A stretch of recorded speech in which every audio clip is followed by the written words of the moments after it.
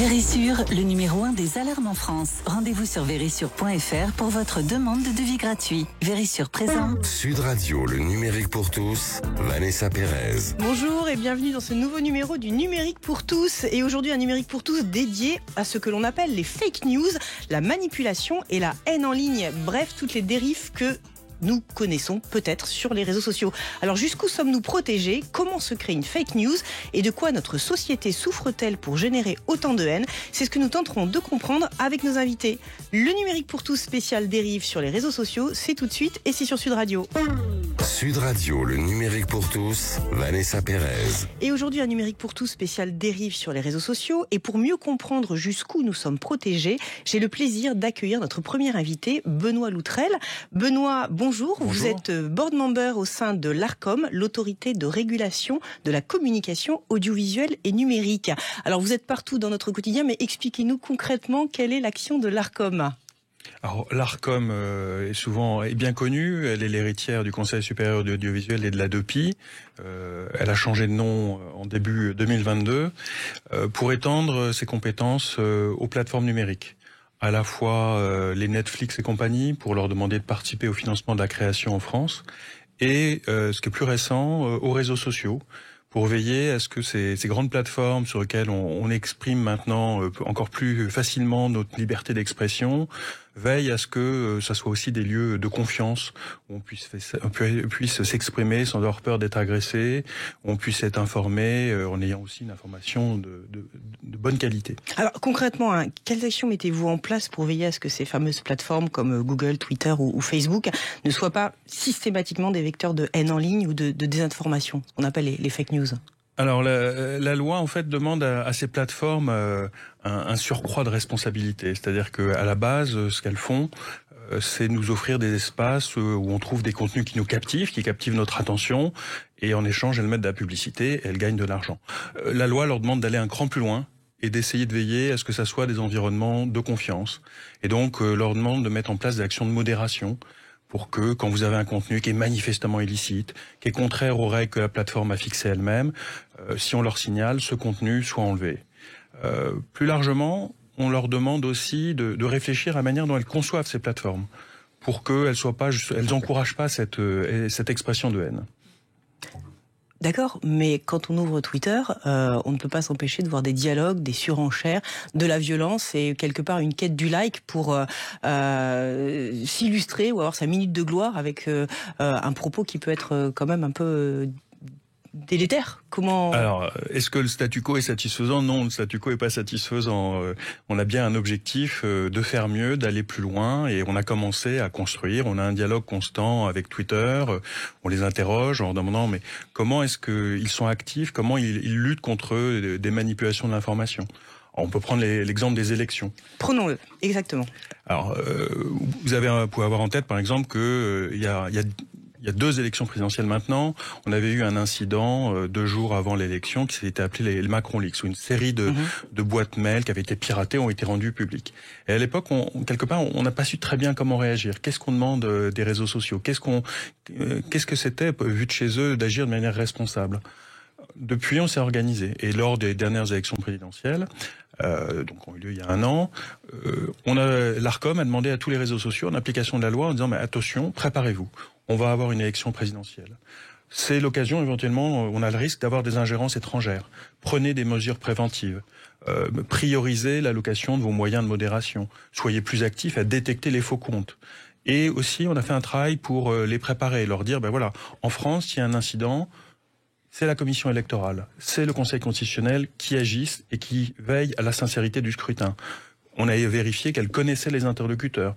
Et donc on était prêt à réagir si on avait eu à faire face de nouveau à une crise du type Macron Leaks. La bonne nouvelle, c'est que ça n'a pas été le cas. Alors, on va prendre un autre exemple, parce que j'imagine que la période du Covid a été aussi une période propice à la manipulation en ligne. Vous pourriez nous expliquer les dispositifs qui ont été mis en place par les plateformes pour lutter contre les informations liées à la crise sanitaire ? Alors, c'est une période très intéressante parce que on s'est retrouvé face à quelque chose de totalement inconnu, une pandémie, dans une situation avec des confinements inédites Et là, moi, j'aurais tendance à dire, heureusement que les réseaux sociaux étaient là, parce que ils nous ont permis de nous exprimer, et ça a amoindri les conséquences de cet enfermement qu'on a dû subir pour des raisons sanitaires. La première chose qu'on y a observé, c'est de la mésinformation. De la mésinformation, c'est de l'information de mauvaise qualité. Moi, je dis toujours, c'est mon vieil oncle qui dit une bêtise plus grosse que lui, mais il dit ce qu'il a compris. Et donc, ça nous a surpris tous, parce qu'on y a trouvé une information de très mauvaise qualité, brute, qui était en fait notre compréhension, où on était tous en train de comprendre, de devenir tous des spécialistes de virus, de réponses sanitaires. Et donc ça a été une première difficulté, c'est que les gens ont découvert que sur les réseaux sociaux, on a une information brute et on y trouve à la fois des faits, des opinions, des incompréhensions. Et ça brouille le message. Et donc il faut que les gens, on développe notre sens critique. On n'a pas une information de qualité comme on a sur Sud Radio, sur les médias éditorialisés avec des journalistes qui ont fait un travail journalistique. On observe aussi des manipulations de l'information. C'est-à-dire des gens, cette fois-ci, qui font de la désinformation, qui ont une intention de propager une information qui est fausse. Ça peut être une ingérence étrangère, c'est nos amis russes qui veulent promouvoir leurs idées. Il y a toute une série de pays, ça fait partie du jeu entre les pays, c'est vieux comme le monde, la désinformation. Il n'y a pas que les ambassadeurs qui font ça, c'est des nouvelles formes. Et donc là aussi, il s'agit de veiller à ce que d'une part, vous et moi, tous les Français, on ait un regard distancié par rapport à ce qu'on lit sur les réseaux sociaux en disant c'est pas une parole de vérité. Il s'agit de vérifier aussi que les réseaux sociaux sont proactifs à aller chercher les gens qui se font passer pour ce qu'ils ne sont pas. Et là, le cadre juridique que vous mettez en place, justement, permet de faire l'interface avec ces réseaux. Le cadre juridique permet de leur demander de prendre des mesures et d'en rendre compte publiquement. Et ça, c'est un point très important. Le sujet n'est pas qu'ils nous rendent compte à nous, Arcom, mais qu'ils rendent compte publiquement. Pour que collectivement, nous, le régulateur, avec vous, les médias, avec les Français, avec les chercheurs de différentes universités de France et de Navarre, avec la société civile, on puisse collectivement juger en disant mais est-ce que c'est suffisant ? Est-ce que c'est adéquat ? Parce que on parle de liberté d'expression. Alors Benoît, on en vient à une autre plateforme qui est TikTok, dont on parle beaucoup en ce moment, eu égard à la mésinformation qu'elle crée chez les jeunes, et toujours au nom du like, quelque part. Quel moyen de rétorsion vous avez mis en place pour justement limiter cette mésinformation qui est générée par cette plateforme ? Alors TikTok, il a une spécificité, c'est ça qui crée pour beaucoup l'attention qu'il y a en ce moment sur cette plateforme, c'est que c'est la plateforme qui a pris une place incroyable dans le fonctionnement de nos sociétés, dans un délai jamais vu. Par rapport aux autres grands réseaux sociaux qu'on connaissait, les Facebook, les Twitter, ils avaient mis 10 ans à atteindre l'endroit où ils sont aujourd'hui, qui est très important. TikTok, en l'espace de 2-3 ans, a pris une place incroyable. Et cette entreprise n'a pas développé à la même vitesse, justement, son engagement responsable. Aujourd'hui, on lui pose les mêmes questions qu'aux autres plateformes. Qu'est-ce que vous faites pour lutter contre la manipulation de l'information ? Et on n'a quasiment pas de réponse.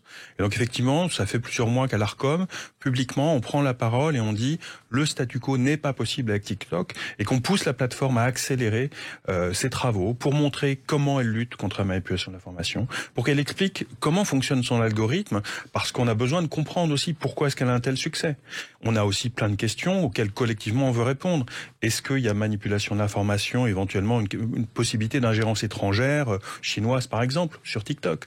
Est-ce que les jeunes sont plus en danger par le réseau TikTok ? Est-ce que ça modifie le rapport des adolescents à leur corps, avec toutes les conséquences que ça peut avoir ?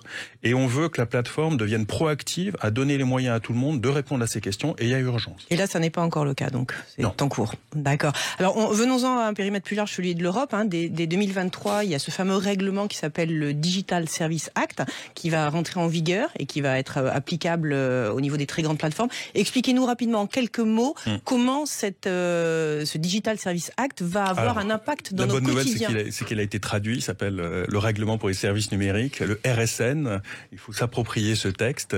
C'est un très beau texte parce que il reconnaît en fait que il n'y a pas un TikTok français. il n'y a pas un Facebook allemand. Toutes ces plateformes, elles existent et elles fonctionnent dans tous les pays d'Europe. Et c'est la même plateforme à chaque fois. Et donc, il y avait, pour être plus exigeant vis-à-vis de ces plateformes, leur demander plus de responsabilités, on est beaucoup plus fort si on travaille à l'échelle européenne.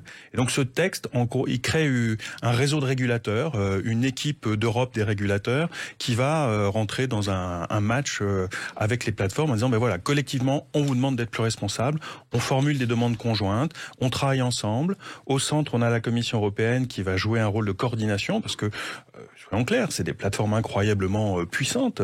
Et si on veut maintenir nos souverainetés, on est plus fort pour le faire à l'échelle européenne. Mais vous n'avez pas le sentiment qu'au lieu de contrer en fait toutes ces actions, il faudrait peut-être éduquer davantage les citoyens que nous sommes un peu plus tôt, à l'école, aux usages numériques. Il y a toujours deux dimensions quand on regarde les réseaux sociaux. Ce sont les miroirs de nos sociétés. Donc d'une part, on va demander aux plateformes en disant soyez plus responsables, organisez mieux vos plateformes pour que on y trouve le meilleur. Mais l'autre partie de l'équation, c'est nous, c'est vous, c'est moi, c'est nos enfants. C'est une nouvelle liberté, l'espace numérique, et donc ça demande une nouvelle citoyenneté numérique à construire, un nouveau sens de responsabilité. Les gens sont surpris parfois quand qui est derrière la haine en ligne. Oui, parfois il y a des agitateurs patentés, il peut y avoir des trolls russes, tout ce qu'on veut. Mais la masse, ce sont des gens comme vous et moi qui oublient que dans l'espace numérique, on doit être tout aussi responsable que dans la vraie vie. Pour conclure, vous avez le sentiment qu'on va arriver à une situation un peu comme en Chine, en fait, où les autorités et les pouvoirs publics vont contrôler ce qui se passe sur les réseaux sociaux, ou vous croyez à l'autorégulation ? Alors, ni l'un ni l'autre, mon commandant. L'autorégulation, c'est la logique américaine, le marché peut tout. L'autoritarisme du régime chinois, ça n'est pas notre modèle. On cherche un modèle européen que tout le monde est en train de regarder, qui est en train de se construire, qui est intermédiaire, où on responsabilise les acteurs, on leur demande de rendre compte de leur action et collectivement, on juge si c'est satisfaisant et on en demande plus si c'est nécessaire. Merci beaucoup Benoît Loutrel de nous avoir permis de mieux comprendre le cadre que les institutions mettent en place pour protéger les jeunes et les moins jeunes des dérives des réseaux sociaux. Restez avec nous, dans quelques instants nous tenterons de comprendre pourquoi ces fameux réseaux peuvent devenir des activateurs de haine et on va aller encore plus en profondeur. Le numérique pour tous, spécial dérive de l'internet, ça continue dans quelques instants et c'est sur Sud Radio. Vérissure, le numéro 1 des alarmes en France. Rendez-vous sur vérissure.fr pour votre demande de devis gratuit. Vérissure présente. Sud Radio, le numérique pour tous, Vanessa Pérez. Et aujourd'hui, un numérique pour tous spécial dérive de l'internet et des réseaux sociaux. Et j'ai maintenant le plaisir d'accueillir Jean Catan, secrétaire général du Conseil national du numérique. Jean, merci beaucoup d'être parmi nous. Alors, même question que Benoît, expliquez-nous quelle est la mission du Conseil national du numérique. Alors, le Conseil national du numérique est une instance consultative indépendante, donc qui appartient à l'État, mais qui est indépendante, dont les membres sont nommés par le Premier ministre et qui viennent de tout horizon. Disons du monde académique, des sciences humaines, du monde de l'informatique, du droit, de l'économie, etc. Et toutes ces personnes réunies ensemble produisent une réflexion d'ensemble, donc, qui aujourd'hui est publiée d'ailleurs sous format d'ouvrages qui sont tout à fait disponibles librement sur le site du Conseil. CNNUM est très intéressant. Exactement. Effectivement. Et merci beaucoup. Et donc en fait voilà, c'est en fait une sorte de bibliothèque finalement de culture générale sur le numérique que nous avons produit. En parallèle de quoi, nous allons toutes les semaines, en fait, en moyenne, dans une ville de France pour amorcer un dialogue autour de notre relation au numérique. Et poser cette question finalement et qu'on se la pose ensemble, qu'est-ce que ça nous fait ? Comment est-ce que nous vivons tout ça ? Et comment est-ce que nous pouvons mieux vivre potentiellement tout cela ? Alors donnez-nous un exemple, parce que vous avez notamment été mandaté par le gouvernement dans le cadre du Conseil national de la refondation pour adresser le sujet de la haine en ligne. Donc cette haine qui se développe dans des dialogues et dans ces bulles.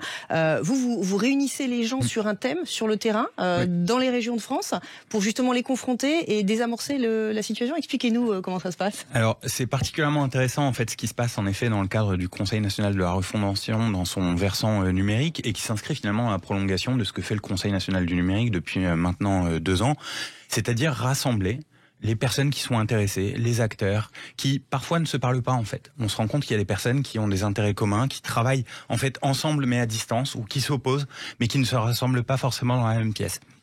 Et ça, on l'observe à la fois à l'échelle locale, c'est-à-dire quand on va par exemple dans une ville de France, dans la périphérie de Bordeaux, et que l'on se rend compte finalement que des personnes s'invectivent sur un groupe Facebook, mais en fait qu'elles ne se sont jamais parlé, alors que nous sommes dans une ville ou un village, de 2000 et quelques habitants, on peut se dire c'est quand même dommage. Et donc réunissons tout ce monde dans une pièce, et en fait les choses se passent plutôt bien. Et c'est ça qui est particulièrement intéressant, c'est comment est-ce qu'on peut mieux vivre notre vie en ligne en se parlant aussi en vrai et en résolvant finalement des problèmes que l'on peut créer de par nos interactions en ligne. Alors on parle de la haine en ligne, mais il y a aussi le complotisme, la désinformation. Expliquez-nous au niveau de la désinformation, comment naissent ces fausses nouvelles, ces fausses informations, quel est leur itinéraire et pourquoi elles sont générées? Alors merci beaucoup, parce que précisément la question de ces itinéraires des fausses informations, c'est précisément l'un de ces ouvrages donc que l'on a publié il y a maintenant près de 2 ans et qui reste d'actualité, notamment en ce qu'il distingue bien en fait les différents types de désinformation, mésinformation, malinformation, etc., manipulation de l'information auxquelles on peut être confronté. Et donc, selon les phénomènes dont on parle, on se retrouve face à différentes sources potentielles éventuellement de ces fausses informations. Des fois, comme ça a été dit, on va être dans des cas de manipulation étrangère par des gouvernements. Des fois, c'est juste des erreurs en fait humaines, dans les cas où on manipule une information qu'on n'a pas bien appréciée. Et donc là, ça peut être absolument nous tous par erreur. Sinon, des fois, c'est en fait parce que on a tous nos biais aussi, et on a besoin parfois d'être conforté dans un récit. Et donc, on va s'abandonner dans un récit potentiellement complotiste. À un certain moment, ça ne veut pas dire que l'on va y rester toute notre vie non plus. On croit beaucoup dans cette faculté du dialogue justement et de la confiance que l'on peut créer les uns envers les autres pour sortir justement de ces phénomènes-là. Et c'est vraiment très important, l'écoute, la parole.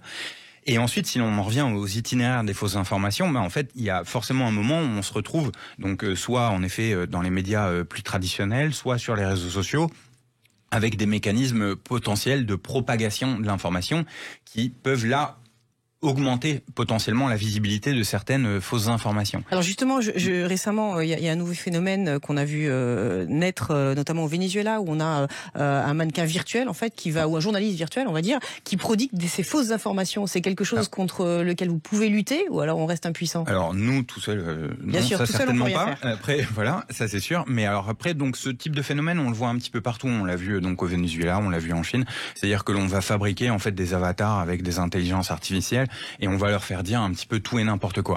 Bon, quand on est confronté à ce genre de situation, je pense déjà que voilà, il faut pas nous prendre non plus tous pour des idiots. On peut en parler beaucoup dans les médias, on peut s'invectiver, mais est-ce que nous y croyons vraiment? Bon, il y a là un pas très important à franchir. Et ensuite, s'il y a bien une démarche où le dialogue est particulièrement important, c'est justement cette confrontation en fait des informations entre les uns et les autres. C'est-à-dire, vous avez vu quelque chose, on en parle.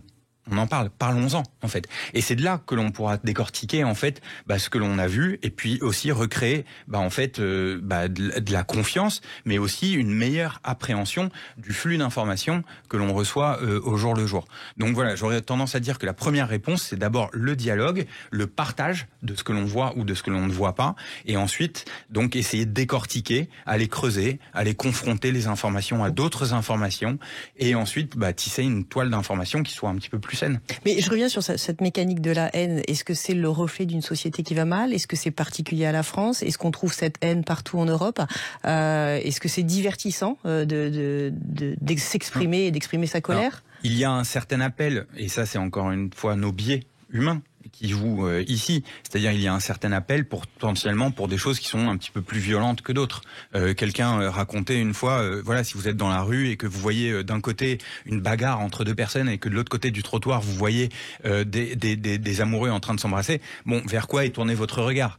Peut-être qu'il sera peut-être plus tourné vers la violence. Donc il y a un certain appel vis-à-vis de ce genre de comportement, mais après ce n'est pas pour ça que tous les réseaux sociaux non plus vont cultiver la haine. Et d'ailleurs, il est intéressant de voir que sur un même réseau social, si on prend par exemple le réseau social Twitter, on peut se rendre compte que dans le flux algorithmique, on va avoir un petit peu de dispute, disons, potentielle. On va avoir un petit peu d'animation, disons, qui peut être un petit peu négative. Voilà. Mais si vous allez dans le flux chronologique, en fait, selon la liste d'abonnés que vous avez, en fait, vous pouvez être dans un milieu qui est tout à fait apaisé. Donc, ce qu'il est intéressant de creuser, c'est aussi comment est-ce que chaque réseau social peut évoluer, peut être utilisé d'une manière ou d'une autre. Et en fait, il n'y a pas les réseaux sociaux. Si vous allez sur Reddit, par exemple, qui est un réseau social, moi, que j'aime beaucoup parce qu'il est organisé autour, en fait, de salons de discussion thématiques. Donc si vous rentrez dans le salon de discussion thématique sur la cuisine française, vous n'avez pas les mêmes invectives que dans le salon de discussion générale sur la politique française, par exemple. Donc c'est aussi à nous de nous mettre en capacité de choisir finalement ce que l'on voit. Et c'est là où il y a aussi un rapport de force à tisser avec les réseaux sociaux et qui sera probablement intéressant dans les années à venir. C'est quelle faculté a l'utilisateur à construire sa propre expérience sur les réseaux sociaux. Oui, mais alors la question, vous le disiez, c'est que plus on regarde une information, que ce soit de la cuisine, que ce soit de la haine, plus l'algorithme va vous pousser des choses qui vous intéressent. C'est le cas sur TikTok, c'est probablement le cas sur Twitter. Et d'ailleurs, Jean-Noël Barrot a rencontré Elon Musk au début de l'année pour essayer de désamorcer ce qu'on appelle les bulles de filtre. Donc là-dessus, le régulateur peut avoir une influence parce que à titre personnel, c'est difficile d'enlever cette addiction que peut générer en fait le regard et la lecture d'informations qui nous sensibilisent. Oui, alors ce qui est particulièrement intéressant, c'est justement autour de cette notion de bulle de filtre qui a été mise dans le débat par un auteur d'ailleurs que j'aime beaucoup par ailleurs, qui s'appelle Élie Pariser. Alors la bulle de filtre, on rappelle pour nos auditeurs, c'est que plus vous regardez une information, des chatons, des gâteaux, des recettes, plus l'algorithme va vous pousser des informations que vous appréciez. Alors il y a ça, donc qui est un effet un peu de tunnel, mais il y a aussi cet effet derrière la bulle de filtre que l'on désigne plutôt, qui est en fait comment est-ce qu'on va être un petit peu attiré par ce qui nous plaît, ce qui est de l'ordre de notre entourage. N'oublions pas que dans la vie réelle, cette bulle de filtre est potentiellement bien plus forte que celle qui existe en ligne. D'ailleurs, c'est un peu vers quoi tendent les recherches, que ce soit aussi bien en France ou aux États-Unis, en fait. Donc, il faut bien relativiser aussi et bien apprécier les phénomènes auxquels on fait face en ligne et dans le monde réel. Et c'est là où c'est intéressant aussi de regarder les réseaux sociaux pour se regarder soi et le monde dans lequel on vit autour de nous. Et finalement, on se rend compte que la bulle de filtre, elle existe aussi quand même beaucoup. Quand on écoute une radio, on n'écoute pas forcément une autre radio. Quand on achète un journal, on n'achète pas forcément un autre journal. Donc ça, c'est important dans un premier temps. Ensuite, ce qu'il est important de faire, c'est vraiment cette transparence qui a été évoquée tout à l'heure sur les réseaux sociaux. Et c'est là où la rencontre entre le politique et la société dans son ensemble, avec les réseaux sociaux, est particulièrement importante. Pour dire, en fait, donnez-moi une maîtrise sur mon expérience, expliquez-moi pourquoi est-ce que je vois ça.